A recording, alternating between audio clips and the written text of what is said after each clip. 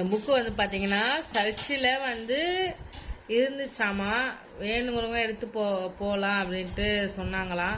அதனால் சாம் நேற்று brother meeting போயிட்டு வரும்போது எடுத்துகிட்டு வந்திருக்காரு. சூப்பராக இருக்குது, புக்கில் பயங்கரமாக இருக்குது. அப்படியே அந்த வெல்வெட் ஃபினிஷிங் கொடுத்து உள்ளெல்லாம் பாருங்கள். கர்த்தாவே சொல்லும் அடியேன் கேட்கிறேன். எங்கள் பாஸ்டர் ஐயா, தலைமை போதகர் ஐயா, அவங்க வந்து எழுதியிருக்கிறாங்க. ஓவன் ராபர்ட்ஸ், நிறைய பேருக்கு தெரியும். எங்கள் கிளாஸில் வந்து பார்த்திங்கன்னா எப்போவுமே மேம் அப்புறமா அக்காங்க இருக்காங்க. அவங்க வந்து பார்த்திங்கன்னா டீ, காஃபி, ஸ்நாக்ஸ் எல்லாம் வாங்கி தருவாங்க. ஆனால் என்னால் வந்து டீ, காஃபி குடிக்க முடியாது. ஆனால் எனக்கு ஒரு வழி கிடச்சிருக்கு. இப்போ சுக்குமல்லி காஃபி நான் குடிக்க போகிறேன். எப்படிக்கா இருக்கு? எங்களுடைய கிளாஸில் இருக்கிற ஃப்ரெண்டோடைய சித்தி மாயா வந்து எடுத்துகிட்டு வந்திருக்காங்க டீ.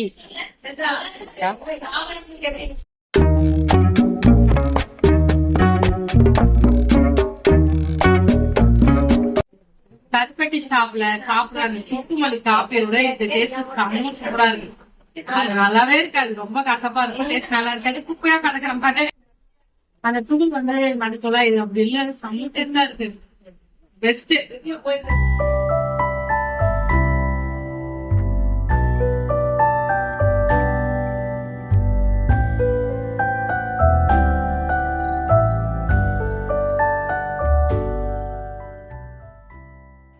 இப்போ வந்து பார்த்தீங்கன்னா நாங்கள் வந்து ஒரு உறுதிமொழி எடுக்கிறதுக்காக வந்திருக்கோம்.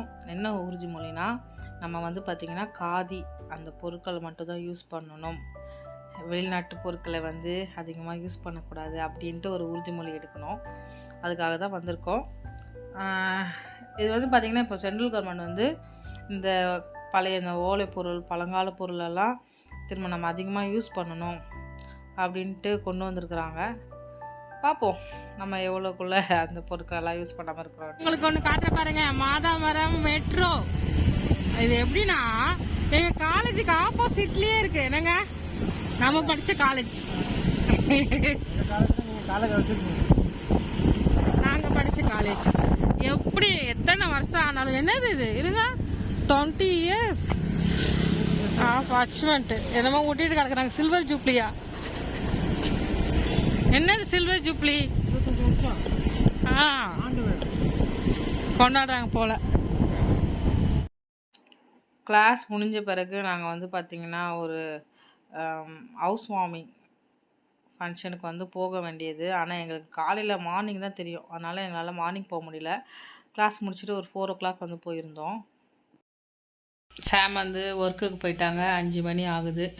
வீட்டுக்கு வந்து என்னை விட்டுட்டு அவ்வளோதான் ஒர்க்குக்கு போயிட்டாங்க. செம மழை பெய்யுது. மழை பெஞ்சாலும் நம்ம வேலைகள் இருக்குல்ல, அவுட் சைடு தான் ஒர்க்கு. கஷ்டப்பட்டு உழைக்கிறோம். சில பேர் சொல்லிடுறாங்க ஈஸியாக, இந்த பசங்க சும்மா தான் இருக்கணும். அப்படி சும்மா இருந்தால் எல்லாமே வரும் நமக்கு. அவ்வளோ கஷ்டப்பட்டு வேலை செய்கிறோம். வேலை செஞ்சாலும் காசு பார்த்தா எனக்கு இருக்கிற கடன் பிரச்சனை இல்லை. அவ்வளோதான். அப்படியே தொடர்ந்து நம்ம வீடியோ வந்து பார்க்கலாம். இப்போ நான் என்ன பண்ண வந்திருக்கேன்னா, ஒரு வீடியோ எடிட்டிங் இருக்குது. அதை எடிட் பண்ணி உங்களுக்கு இன்றைக்கி நைட் அப்லோட் பண்ணணும். அதனால் அது எடிட்டிங் உட்கார போகிறேன். அழகாக இருக்கலாமா? கிளாஸில் கூட இல்லை. எதுக்கு இது? இதை எப்படி துணி மேலே வச்சு தைச்சிருவாங்களா? தைக்க மாட்டோமா, ஒட்டணும். ஒட்டணுமா துணி மேலேயா? என்னுடைய ப்ராஜெக்ட்டுக்கு. இல்லை இது ஓகே. நார்மலாக எம்ப்ராய்டிங் பண்ணுறது எதுக்குன்னு கேட்குறேன். அதாவது பனியிலே எம்ப்ராய்டிங் பண்ணலாம். ஆமாம். இப்போ இந்த ரிங்குள்ளே அந்த பனியை வச்சு நீ இது மாதிரி எம்ப்ராய்டிங் பண்ணிட்டுருக்கியா? பண்ணுவேன். உங்களுக்கு ஏதாவது போட்டு தரவா? எனக்கு எதோ வேணாப்பா. என்ன வேணும் சொல்லுங்க. போட்டு எதோ வேணாம் எனக்கு. ஜீன் போட்டு தரவா? எதுக்கு ஜீனு? என் பேர் அனுப்பு. உன் பேரை நீ போட்டுக்க. இப்போ நான் அப்புறம் போட மாட்டேன். என்ன என் பேரை நீ போட மாட்ட? எதுக்கு போகணும்னா பிரயோஜனம் அதனால சொல்ல. ஏன் என் பேரை போட மாட்டீங்க பனியில? நீங்க லூசுங்க பேர்லாம் போடுறது இல்லை. இப்படி சொன்னாலே எனக்கு சிரிப்பாக தான் வரும். இவ்வளோ நாய் ரோடு ஃபுல்லாக. ஐயோ 12:10 ஆகுது டைம்.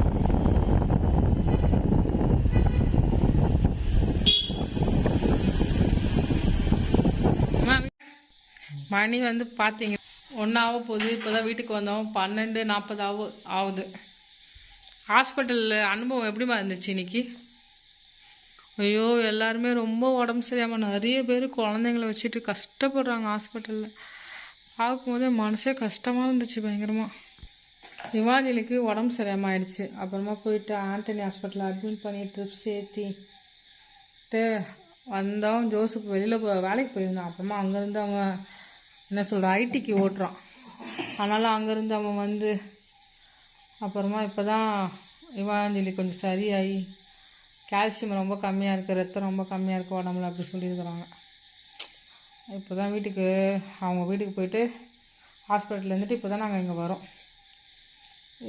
இது வந்து நம்ம எல்லா லேடிஸுமே என்ன பண்ணுறோம், அது வந்து ஒரு பெருசாகவே எடுத்துக்க மாட்டேங்கிறோம். எனர்ஜி போகும்போது ரொம்ப கஷ்டமாயிடும், நம்மளால் ஒன்றுமே செய்ய முடியாது. அது மாதிரி இப்போ இவாஞ்சலிக்கு ஆயிடுச்சு. என்னங்க பாப்பம்மா, ஹார்ட்டே நெஞ்சு வலியே வந்துச்சு. நாங்கள் இங்கேருந்து கிளம்பி போகும்போது எனக்கு அவ்வளோ நெஞ்சு வலி. ஏன்னா மூச்சு இவ்வளோ கஷ்டப்படுறா சொன்னோன்னே எனக்கு ரொம்ப மனசு கஷ்டமாகி எங்களுக்கு படப்படப்பாக ஆயிடுச்சு. அலையே வந்துச்சு எனக்கும் சாமுக்கும். அங்கே போனால் பாப்பா அழுதுகிட்டே இருக்கிறான், அவனை சமாளிக்க முடியல, நிறைய ப்ராப்ளம். ஏதோ ஆனாலும் ஏசப்பா கிருபையாக இவாஞ்சலிக்கு சுகம் தந்துட்டார் விசுவாசமாக. அங்கே போனால் இன்னும் எங்களுக்கு மனசு கஷ்டமாயிடுச்சு. எங்கள் காலேஜில் என் கூட படித்த ஜூனியர் தங்கச்சி ஒருத்தியை பார்த்தோம். அவளை வந்து எனக்கு சுத்தமாக ஞாபகம் இல்லை. அவங்க பாப்பாவுக்கு ரொம்ப உடம்பு சரியாமல் கூப்பிட்டு வந்திருக்காங்க. 9 மாதம் குழந்த. 8 மாதத்தில் அவள் குழந்த வந்து பிறந்துச்சான். இன்றைக்கி 4 ஊசி போட்டிருக்காங்க எக்மோர் அந்த பேபி ஹாஸ்பிட்டலில். அந்த 4 ஊசி போட்டனால அந்த குழந்தைக்கு ஜுரம் வந்து கண்ணெல்லாம் மேலே போய்கிட்டு சிவரிங் ஆகிட்டு குழந்த ரொம்ப மோசமாக இருந்துச்சு. திடீர்னு அமைதியாகிடுது. அவள் அந்த குழந்தைய போட்டு தட்டுறா, இதோ நாடி ஆட்டுறாமா, இங்கே பாருங்க நாடி ஆட்டுறா, இப்படின்னு பண்ணுறா. எனக்கு அது பார்த்துட்டு ஒரே இதாக இருந்துச்சு. அந்த இதுலேயுமே அவள் வந்து அக்கா என்னக்கா என்னை மறந்துட்டீங்க, சுத்தமாக மறந்துட்டீங்களே. எனக்கு ரொம்ப கஷ்டமாக இருந்துச்சு. எனக்கு கேட்டவுடனே எனக்கு அலையும் வருது, என்ன பண்ணனே தெரில. எனக்கு சுத்தமாக மறந்துச்சுடாமா. எனக்கு இந்த கொஞ்சம் உடம்பு சரியாமல் ஆயிடுச்சு இடையில. அதனால் எனக்கு ஒன்றுமே ஞாபகம் இல்லைடா, நான் மறந்துட்டேன், என்னை மன்னிச்சிடுன்னு கேட்டேன். அதாவது அந்த குட்டி பாப்பா வச்சுட்டு நம்ம காலேஜ் படித்த அந்த தங்கச்சியை பார்க்கும்போது உங்களுக்கு எப்படி இருந்துச்சு அந்த டைம் சொல்லுங்கள். தெரியல. அவங்க போயிட்டு சாமுக்கு ரொம்ப ஃபீலிங் ஆகிடுச்சு, இவ என்ன இப்படி மறந்துட்டாள் க்ளோரின்ட்டு. உங்கள் கண்ணில் நான் அதை பார்த்தேன். நீங்கள் என்னை பாருங்கள், நீங்கள் பாருங்கள், நீங்கள் அதை ஃபீல் பண்ணீங்களா? அவங்க என்னை தெரியுதான்னு கேட்கும்போது ஒன்றும் ஃபீல் பண்ணல. உன்னை பார்த்தா ஃபீல் பண்ணேன் இப்படி இருக்கிறேன்னு. அது நீங்கள் அழுதுட்டீங்க, நான் பார்த்தேன். அவங்க கண்ணே கலங்கிச்சு. ஏன்னா ஒருத்தங்க அம்மா சொன்னாங்க ஒரு நாள் என்ன சொன்னாங்க, ஏதோ காப்பி கேட்டியா நீ உடம்பு சரியில்லாம குத்துட்டு போனாங்களாம். திருப்பி வந்துட்டு திரும்பி கேட்டியா, அங்கேதான் இருக்கு காப்பி, நீ பாத்துட்டு போயிட்டியா, அப்படியே மறந்துட்டமா சொல்லிட்டு போனேன். அம்மா அழையா வந்துச்சா, என்ன இருந்து போட்டு இப்படி ஆயிடுச்சு. அது மாதிரிதான் எனக்கு இருந்துச்சு இன்னைக்கு. நினைச்சு டே ஒன்னா மறந்துக்கிறேன், என்ன கூட மறக்க மாட்டேன். எனக்கு கேட்கல, யார் நீ எடி கேட்டுனா ஓடி போயிடுறேன். இப்போ சாரி கேட்க தெரியாம வீட்டு பக்கம் வந்துட்டேன் அப்படின்னு சொல்லி எஸ்கேப் போயிருந்தேன். ஆனா என்ன கூட கேட்ட நான் வச்சுக்கிறேன். நெகட்டிவா பேசக்கூடாதுல்ல, அதனால நெகட்டிவா நான் பேச இருக்கேன். ரொம்ப டீப்பா போவாதுன்னா ரொம்ப யோசிக்காத சரியா. நீ என்னதான் பண்ணாலும் சரியா, கொட்டுற முடி கொட்டும், அது ஒட்டு வைக்க முடியாது. ஒட்டு முடிதான் வச்சுக்கணும், ஒரிஜினல் முடி வராது. சரி, நம்மளோட வெள்ளை முடி கருப்பா டைவரா அடிச்சுக்கலாம், ஒரிஜினலா மாத்த முடியாது. ஆண்டு சொல்றாருல, ஒரு முழம் கூட்டவும் முடியாது, ஒரு முழம் குறைக்கவும் முடியாது. அதனால நடக்கிறது நடக்கட்டும், போயிட்டே இருக்கட்டும், அவ்வளவுதான். லசம் தான். நீ கீழே வந்தோமா அடுத்து எப்படி ஏந்துக்கலாம்னு முடிவு பண்ணி ஏந்துக்கணும். நம்மளால ஏந்துக்கவே முடியாது நினைச்சா ஏந்துக்க மாட்டோம். நீ கட்டாத முடிவு நெத்த டைலரிங் கிளாஸ் போனோம்னு இதெல்லாம் முடிய போகுது. எவ்வளவு ஸ்ட்ரகிள் தெரியுமா. வாடகை கட்ட முடியல, டைட் ஆகி போச்சு, பயங்கர டைட்டு. ஏன்னா இப்ப குளோரியா கூட்டு போய் திருப்பி நான் கூட்டு வரணும், அது வேற பிரச்சனை போயிடுச்சு. குளோரியா இப்ப தனியா விட முடியாது, ஏன்னா ஊந்துச்சுன்னா பிரச்சனை. கிளாஸ் சேர்ந்த புதுசுல ஒரு நாள் ஒரு இதுவாயிடுச்சு, ஒரு இஷ்யூ ஆயிடுச்சு, உடம்பு சரியில்லாம. ரொம்ப வீடியோ கூட போட்டிருக்கோம் அந்த டைம்ல. பட் அந்த டைம்ல தான் ரொம்ப கஷ்டமாயிடுச்சு எனக்கு அந்த டைம்ல எல்லாம். அதனாலதான் நான் வந்து திடீர்னு விட்டுட்டு ரொம்ப லாங் கூட ட்ரிப் எடுக்கிறதே கிடையாது, கிட்டே தான் எடுக்கிறேன். நானும் விட்டுட்டு அமைதியாக வேலைக்கு போயிடலாமான்னு பாக்குறேன்.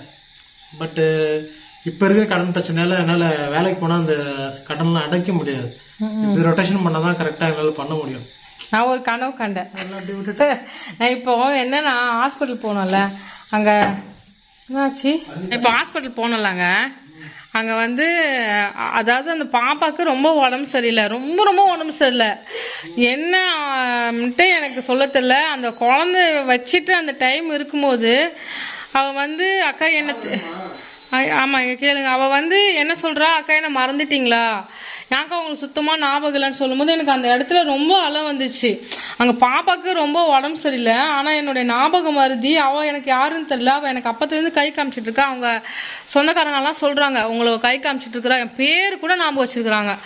எனக்கு யமுனாங்கிறா. எனக்கு அது வந்து ரொம்ப கஷ்டமாக இருந்துச்சு. அவங்களுடைய கஷ்டமான சூழ்நிலை கூட அவங்க என்னை ஞாபகம் வச்சு என்னை பேசி விசாரிக்கும் போது அது எனக்கு ரொம்ப கண் கலங்கிச்சு. நான் இவ்வளோ ஞாபகம் மருதியாக இருக்கிறேனே, என்னடா இதுன்ட்டு எனக்கு பயங்கரமாக நான் அழுதுட்டேன் அந்த டைம். அது என்னன்னே சொல்லன்னு எனக்கு தெரில. அப்புறமா அவங்க நம்பரை வாங்கிட்டு நான் வந்துட்டேன். ஓகே அப்படின்ட்டு. இது வந்து சாம்க்கு எப்படி புரியுது எனக்கு தெரில, ஆனால் என்னுடைய நிலமை உங்களுக்கு யாருக்காவது புரிஞ்சால் கமெண்ட் பண்ணுங்கள். அவங்க இன்னைக்கு டெய்லரிங் கிளாஸில் என்ன பண்ணேன், மினியேச்சர் தைச்சேன், அது மாதிரி தான். அப்புறமா நான் ஒரு கனவு கண்டேன். அந்த கனவு கண்ட உங்களுக்கு சொன்ன சிரிப்பாக தான் இருக்கும். என்ன எடுங்க, இப்படி எடுங்க. நான் என்ன கனவு தெரியுமா கண்டேன், சொன்ன சிரிப்பாக தான் இருக்கும். ஆமாம், அது என்ன கனவு தெரியுமாங்க, ஆனால் நீங்கள் சிரிக்கக்கூடாது. நான் ஒரு கனவு கண்டேன். என்னுடைய $272 எங்களுடைய அக்கௌண்ட்ல வந்து கிரெடிட் ஆயிடுச்சு. அதுவும் லண்டன்ல இருந்து. அது என்னது லண்டன் இதுதான் பவுண்ட்ஸ். என்னடா இதுன்ட்டு பார்த்துட்டு நான் என்ன பண்ணேன், காலைல கனவு கண்ட பிறகு நான் வந்து என்ன பண்ணேன், போயிட்டு கூகுளில் போயிட்டு நம்மளுக்கு யூகே உடைய அந்த என்னது அது டாலர் அது பார்த்தா 30,000 வந்து இருந்துச்சு. நினைச்சேன் கனவு, நான் கனவை நச்சோன்னே நினைச்சிட்டேன். ஓ கனவுல 30,000 கனவுல 30,000 வந்திருக்குதே. எப்பவுமே கனவு கெட்டதெல்லாம் என் கனவு பலிக்கும், நல்லது மட்டும் என் கனவுல பலிக்கவே படிக்காது.